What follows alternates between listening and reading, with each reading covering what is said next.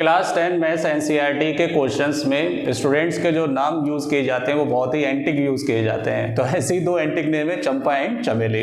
ये दो स्टूडेंट्स को लेकर एक क्वेश्चन बनाया गया है और ये क्वेश्चन है एनसीईआरटी का चैप्टर नंबर 7 कोऑर्डिनेट ज्योमेट्री की एक्सरसाइज 7.1 का क्वेश्चन नंबर 5। देखिए इस क्वेश्चन के अंदर आपको एक ग्राफ दे रखा है और इस क्वेश्चन की थ्योरी आप पढ़ लीजिए, मैं आपको सिंपल लैंग्वेज में समझा देता हूँ। जैसे ही चंपा और चमेली एक क्लासरूम के अंदर एंटर होती हैं तो उनको 4 फ्रेंड्स सीट पर बैठे हुए दिखाई देते हैं और उन फ्रेंड्स के नाम क्या हैं, ABCD। तो ये पॉइंट से उनका एक रेफरेंस दिया गया है। तो ये 4 फ्रेंड्स ABCD को जब चंपा और चमेली देखते हैं तो चंपा चमेली से कहती है, do you think they form a square. Champa Chameli से पूछ रही है क्या आपको लगता है कि ये स्क्वायर फॉर्म कर रहे हैं ABCD। तो चमेली कहती है नहीं, मुझे नहीं लगता। चमेली इस बात से डिसएग्री कर देती है। तो क्वेश्चन ये है कि आपको क्या लगता है, मीन्स आपको ये फाइंड करना है कि ABCD स्क्वायर है या नहीं है। अब स्क्वायर होने की क्या कंडीशन है ये आपको पता होना चाहिए। तो इसको बताने से पहले मैं हूं आपका मैथ्स मेंटर इजहारुद्दीन। अगर आपने अभी तक चैनल को सब्सक्राइब नहीं किया तो सबसे पहले चैनल को शेयर करें। अब देखिए स्क्वायर होने की कंडीशन क्या है। स्क्वायर की चारों साइड्स आपस में क्या होती हैं, इक्वल होती हैं। तो सबसे पहले हमें AB BC CD और DA फाइंड करना होगा। अगर चारों साइड इक्वल हो गई तो यहाँ कंफ्यूजन है, ये स्क्वायर भी हो सकता है, रोम्बस भी हो सकता है, क्योंकि रोम्बस की भी तो चारों साइड क्या होती हैं, इक्वल होती हैं। तो इसको कंफर्म करने के लिए कि ये स्क्वायर है या नहीं है तो हमें डायगोनल्स फाइंड करना पड़ेंगे इसके AC और BD। अगर डायगोनल्स आपस में इक्वल हो गए तो ये स्क्वायर होगा और डायगोनल इक्वल नहीं है तो क्या हो जाएगा, रोम्बस। तो स्क्वायर की आपको प्रॉपर्टी मालूम है, स्क्वायर के डायगोनल्स आपस में क्या होते हैं, इक्वल होते हैं, लेकिन रोम्बस के इक्वल नहीं होते हैं, बट वो एक दूसरे को परपेंडिकुलर बाइसेक्ट करते हैं। चलिए स्टार्ट करते हैं। देखिए लेक्चर। डिस्टेंस निकालने के लिए हमें पहले 4 फ्रेंड्स की पोजीशन के कोऑर्डिनेट निकालना बहुत ज़रूरी है। तो सबसे पहले A फ्रेंड्स की बात करते हैं। तो बताइए कोऑर्डिनेट कैसे निकलते हैं। एब्सिसा पता होना चाहिए, ऑर्डिनेट पता होना चाहिए। तो एब्सिसा कहाँ मिलेगा आपको, X एक्सिस पर। ऑर्डिनेट कहाँ मिलेगा, Y एक्सिस पर। चलिए बताइए A पॉइंट की पोजीशन X एक्सिस पर कौन से पॉइंट पर है, 3 पर, और Y एक्सिस पे कहाँ है, 4 पर। तो एक पॉइंट के कोऑर्डिनेट क्या हो गए, 3, 4। मैं भी डायग्राम बना देता हूँ इसका, एक सिंपल सा डायग्राम, जिससे कि आपको समझ में आए कि कोऑर्डिनेट आप कैसे लिख रहे हैं। तो ये मैंने ले लिया A और ये कौन ले लिया B और ये C और ये D।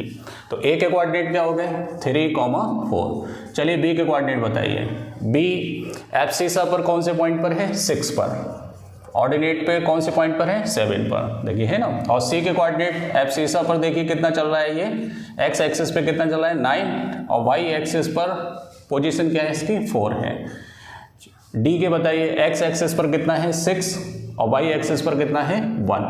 अब आपको चारों फ्रेंड्स के क्या मिल गए, कोऑर्डिनेट मिल गए। 1 by 1 हमें डिस्टेंस फार्मूला लगाना है, डिस्टेंस फाइंड करना है और वेरीफाई कर देना है इसको। चलिए भाई सबसे पहले डिस्टेंस फार्मूला बताइए क्या होता है, डिफरेंस ऑफ एब्सिसा का square plus difference of ordinate का स्क्वायर। तो यहाँ कंफ्यूज होने की जरूरत नहीं है, आप x1 माइनस x2 लिखें चाहे x2 माइनस x1 लिखें, दोनों ही फॉर्मूले क्या होंगे, करेक्ट होंगे। चलिए अब सबसे पहले हम फाइंड करेंगे AB। ठेड़े फॉर्मूला आप खाली नाम के लिए लिखेंगे एग्जाम के अंदर, लेकिन इंप्लीमेंट करने का तरीका क्या है वो देख लीजिए। करेंगे इसका एब्सिसा 3 है और इसका कितना है, 6 है। तो आप 3 माइनस 6 लिखें चाहे 6 माइनस 3 लिखें, आंसर क्या रहेगा, सेम ही रहेगा।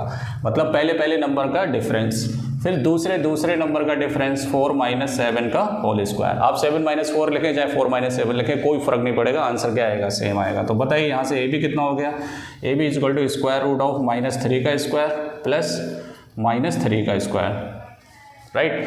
तो ये कितना हो गया, यहाँ से ठेड़े ये बना देता हूँ मैं, ठीक है। तो बताइए भाई AB कितना हो गया, AB इक्वल टू हो गया 3 3 ज़ा 9, 3 3 ज़ा 9। तो AB इक्वल टू 9 प्लस 9 कितना हो गया, 18, और 18 को आप क्या लिख सकते हैं, 9 इंटू 2, और 9 का स्क्वायर रूट कितना होता है, 3। तो AB की साइड कितनी आ गई, 3√2 यूनिट्स लिख लीजिए। ये देखिए फ्रेंड्स A और B के बीच का डिस्टेंस कितना है, 3√2 यूनिट्स। अब सिमिलरली हम किसकी वैल्यू निकालेंगे, बी सी की वैल्यू निकालेंगे। फॉर्मूला बार बार यूज़ नहीं करेंगे, बार बार नहीं लिखेंगे, है ना, लेकिन इम्प्लीमेंट तो करना ही पड़ेगा अपने को। कैसे, अब कुछ बच्चे क्या करते हैं, सर ये x1 y1 x2 y2 इसमें से ऐसे, तो उससे क्या होता है, कहीं ना कहीं प्लस माइनस की मिस्टेक हो जाती है। आपको कुछ नहीं करना है, सिंपल सा मेथड है। जो भी आप पॉइंट्स ले रहे हैं बी और सी, इसके पहले नंबर का डिफरेंस 6 - 9 का होल स्क्वायर, दूसरे नंबर का डिफरेंस 7 - 4 का होल स्क्वायर। तो बताइए कितना बचेगा, ये -3, 6 - 9 -3 और 7 - 4 3, तो 3 3 ज़ा 9, 3 3 ज़ा 9, 9 9 18, 18 को आप क्या लिख सकते हैं, 9 × 2, 9 2 ज़ा 18, तो 9 का स्क्वायर रूट 3√2। ये किसकी वैल्यू आ गई, बी सी की वैल्यू आ गई, राइट। तो बी सी कितना आ गया, 3√2। अभी तक तो दोनों साइड बराबर आ रही हैं। आगे बढ़ते हैं, नेक्स्ट हम निकालते हैं सी डी। तो देखिए सी डी कैसे निकालेंगे, C D equal to √ C D. बताइए पहले नंबर एफ सी सा का डिफरेंस 9 - 6 होल स्क्वायर प्लस दूसरा नंबर ऑर्डिनेट का डिफरेंस 4 - 1 होल स्क्वायर। 9 - 6 कितना हो गया, 3 और 4 - 1 3, तो 3 3 ज़ा 9, 3 3 ज़ा 9, तो कितना हो गया ये √18। आप इसको क्या लिख सकते हैं, स्क्वायर रूट ऑफ 9 × 2, तो 9 का 3 बाहर आ गया तो 3√2। तो सी डी की वैल्यू कितनी आ गई, 3√2 यूनिट्स। तो ये भी सेम आ रहा है 3√2। 6 बार आपको डिस्टेंस फार्मूला यूज़ करना पड़ेगा, 3 बार हो गया, अब चौथी बार ये देखिए डी ए। देखिए डी ए बोलो चाहे ए डी बोलो, कोई फर्क नहीं पड़ेगा, सेम आंसर आएगा, राइट। तो डी ए में देखिए पहले नंबर का डिफरेंस तो 6 - 3 का होल स्क्वायर, दूसरे नंबर का डिफरेंस 1 - 4 का होल स्क्वायर। तो बताइए 6 - 3 3 का स्क्वायर, 1 - 4 -3 का स्क्वायर, तो 3 3 ज़ा 9, 3 3 ज़ा 9, 9 9 कितना हो गया 18। और 18 को आप क्या लिख सकते हैं, टीडी 9 2 ज़ा 18, 9 का 3 बाहर आ जाएगा तो 3√2। अब ये साइड भी कितनी आ रही है, 3√2 आ रही है ना। यहाँ तक आप नोट कर लीजिए। इसके बाद एक लाइन लिख लीजिए, देयरफॉर ABCD में बी अ स्क्वायर और रोम्बस। नोट करिए कि ABCD में बी अ स्क्वायर और रोम्बस।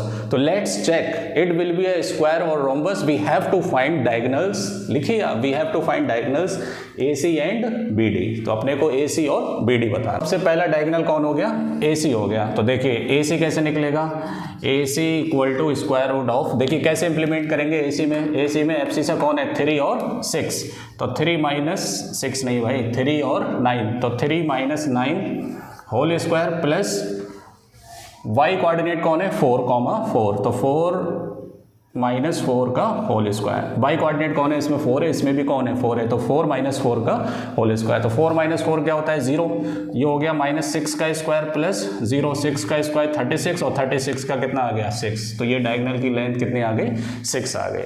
अब दूसरा डायगोनल फाइंड करते हैं। दूसरा डायगोनल कौन है, BD। तो BD निकालने के लिए इसे हटा देता हूँ मैं, है ना। चलिए BD कैसे निकालेंगे, BD equal to square root of, देखिए B और D में एब्सिसा कौन कौन है 6 और 6, तो 6 - 6 होल स्क्वायर, ऑर्डिनेट कौन है 7 और 1, तो 7 - 1 का होल स्क्वायर।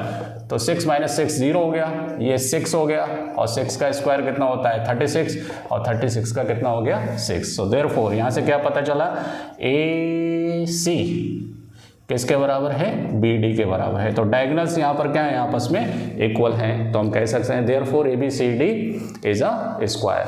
तो इसका मतलब क्या हुआ, चंपा करेक्ट थी। चंपा ने क्या बोला था चमेली से, do you agree they form the square.